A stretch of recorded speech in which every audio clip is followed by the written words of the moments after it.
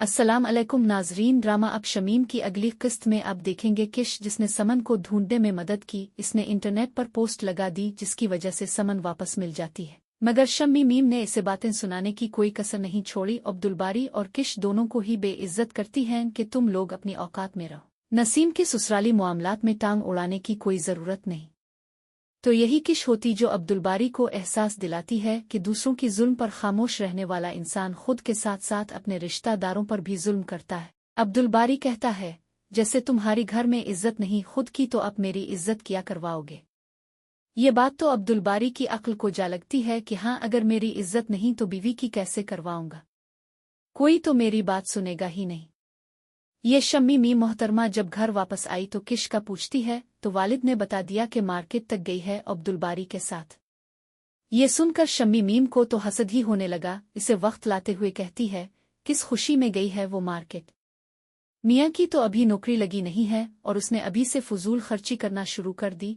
ये तो किश होती है जो अपनी शॉपिंग करती है और अब्दुलबारी को भी शॉपिंग करवाती है। अब्दुलबारी तो किश के साथ आज शॉपिंग करके अच्छा भी महसूस करता है, मगर क्या मालूम के घर वापस आए तो इसकी अब खैर खबर लेने आनी है। वो रात को देर से घर वापस आते हैं तो अबू जी ठहरे थे इंतजार में, अब्दुलबारी की खबर ले ली। देखो अब्दुलबारी, ये फजूल खर्ची अच्छी नहीं।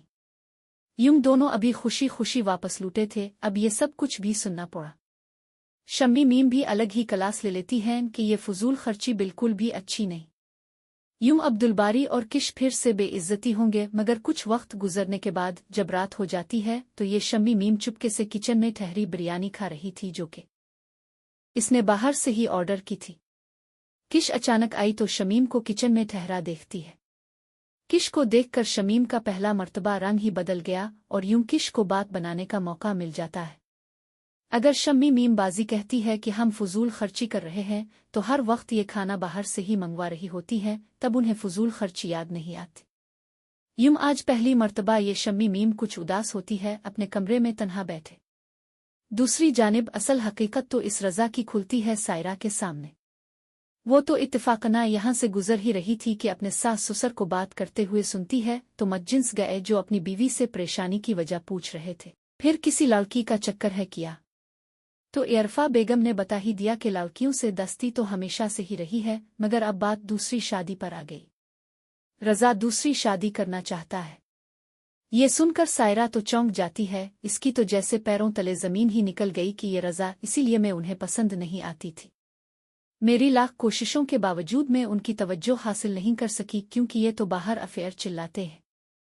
कुछ ही देर बाद ये रज़ा चाबी घुमाते हुए आ गया तो सायरा भी साइड पर हो जाती है, सांस देख लेती है, जिसके बाद तो सायरा खुद को कमरे में बंद कर लेती है और वहां जाकर रोती है कि मैं उजड़ गई, बर्बाद हो गई। रज़ा के वालिदैन तो अपने बेटे को अच्छी तरह से जानते थे, तो फिर उन्होंने मेरे साथ उनकी शादी क्यों कराई।